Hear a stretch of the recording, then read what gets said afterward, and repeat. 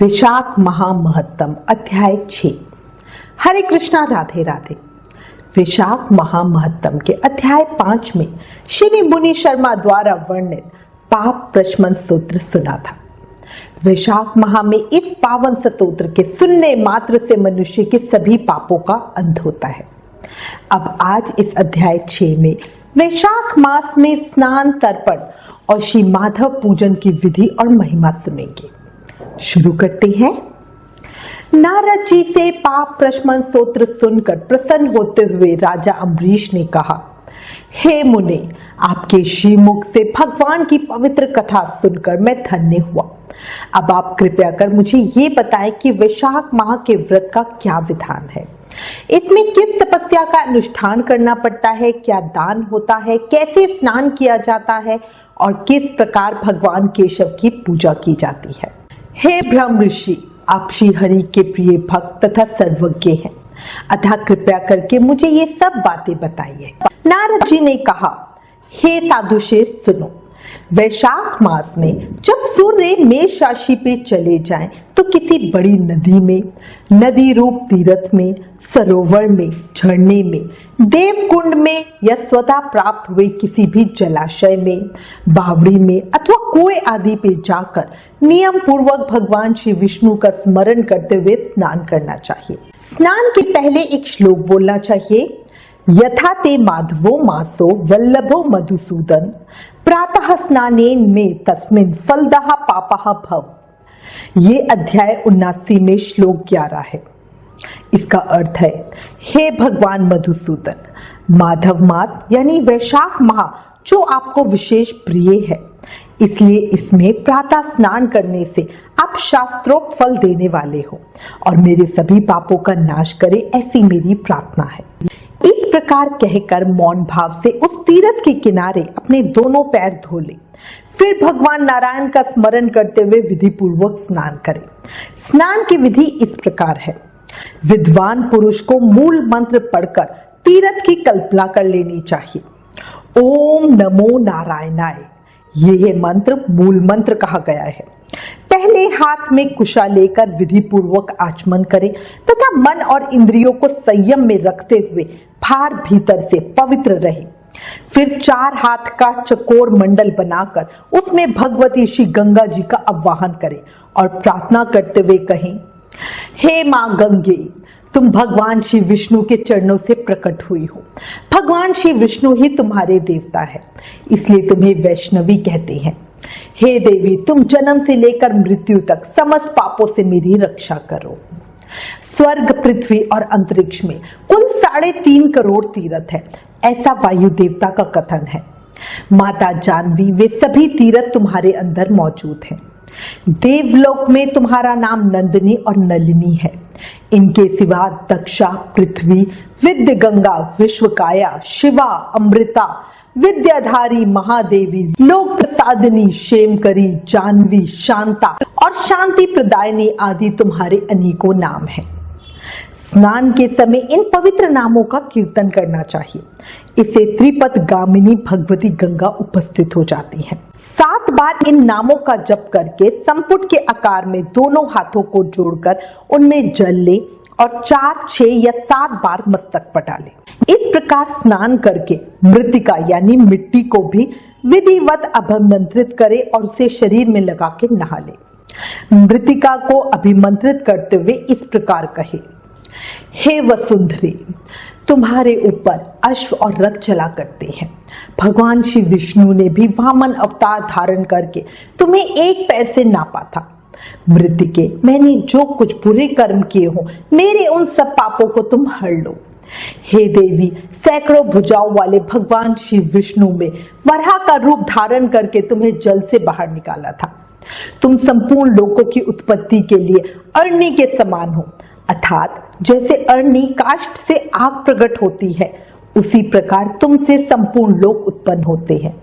हे सुव्रते, तुम्हें मेरा नमस्कार है, तुम्हें मेरा नमस्कार है। इस प्रकार स्नान करने के पश्चात विधि पूर्वक आचमन करके जल से बाहर निकले और 2 शुद्ध श्वेत वस्त्र, धोती, चादर धारण करें। तदंतर त्रिलोकी को तृप्त करने के लिए तर्पण करें। सबसे पहले श्री ब्रह्मा का तर्पण करें, फिर श्री विष्णु, श्री रुद्र और प्रजापति का। तत्पश्चात देवता, यक्ष, नाग, गंधर्व, अप्सरा, असुरगण, क्रूर, सर्प, गरुड़, वृक्ष, जीव जंतु, पंछी, विद्याधर, मेघ, आकाशचारी जीव, निराधार जीव, पापी जीव तथा धर्मपरायण जीवों को तृप्त करने के लिए मैं उन्हें जल अर्पण करता हूं। यह कह के उन सबको जलांजलि दे। देवताओं का तर्पण करते समय यज्ञोपवीत को बाएं कंधे पे डाले रहें। तत्पश्चात उसे गले में माला की भांति कर ले और दिव्य मनुष्यों, ऋषि पुत्रों तथा ऋषियों का भक्ति पूर्वक तर्पण करे। सनक, सननंदन, सनातन और सनत कुमार ये दिव्य मनुष्य हैं। कपिल, आसुरी, बोड़ू तथा पंचशिखा ये प्रधान ऋषि पुत्र हैं। ये सभी मेरे दिए हुए जल से तृप्त हो, ऐसा कह के इन्हें जल दे। इसी प्रकार मरीचि, अत्रि, अंगीरा, पुलस्त्य, पुलह, कंतु, पचेता, वशिष्ठ, नारद तथा अनन्य देवी ऋषियों एवं ब्रह्म ऋषियों का अक्षत सहित जल के द्वारा तर्पण करें।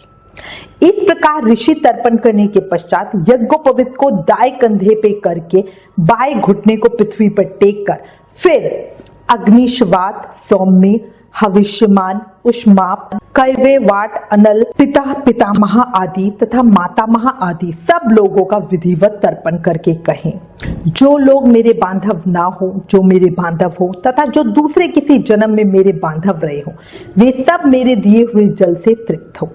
उनके सिवा और भी जो कोई प्राणु मुझसे जल की अभिलाषा रखते हैं वे भी तृप्ति लाभ करें। यूं कहकर उनकी तृप्ति के उद्देश्य से जल गिराना चाहिए।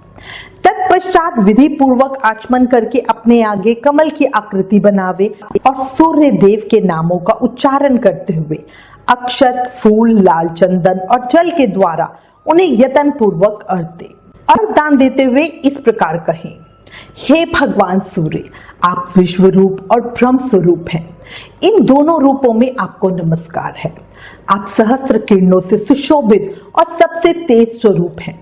आपको सदा नमस्कार है। भक्त वत्सल, रुद्र रूपधारी आप परमेश्वर को बारंबार नमस्कार है।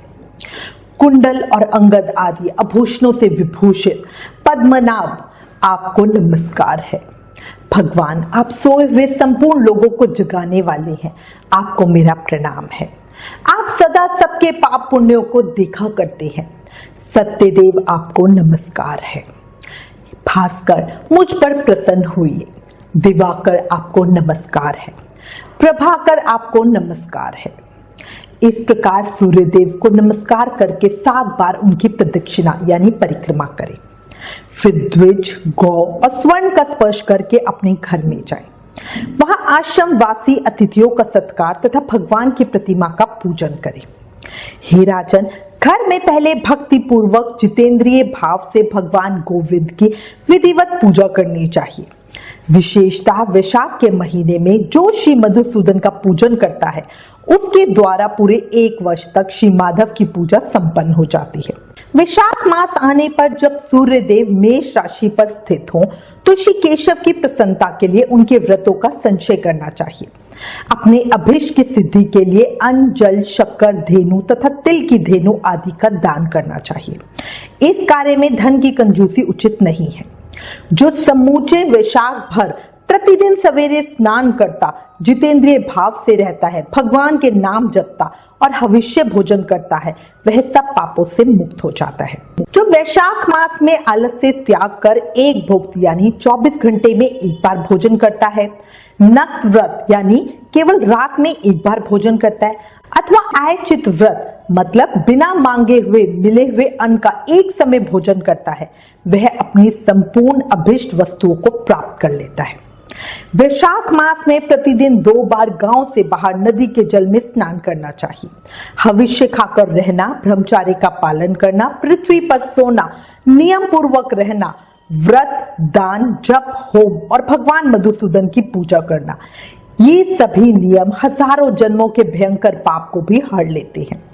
जैसे भगवान माधव ध्यान करने पर सारे पाप नष्ट कर देते हैं, उसी प्रकार नियम पूर्वक किया हुआ माधव मास का स्नान भी समस्त पापों को दूर कर देता है। वैशाख महत्तम अध्याय 6 संपूर्ण। कल अध्याय 7 में हम आगे की कथा सुनेंगे। देखो, मानव जीवन मिलना बहुत मुश्किल है और देखो हम लोग कितने भाग्यशाली हैं कि हमें मानव जीवन भी मिला है और साथ में भगवान की कृपा भी मिली है, तभी तो हम भगवान की कथा को सुन पा रहे हैं। तो इस जीवन का अधिक से अधिक लाभ उठाकर जीवन में शेष कम करो, ज्यादा से ज्यादा नाम जाप करो। याद रखो, कलयुग केवल नाम आधार। हमें सिर्फ नाम जाप करके ही भक्ति, मुक्ति, शक्ति, प्रेम मिल सकता है। प्रेम से, मन से, भाव से जप करते रहो।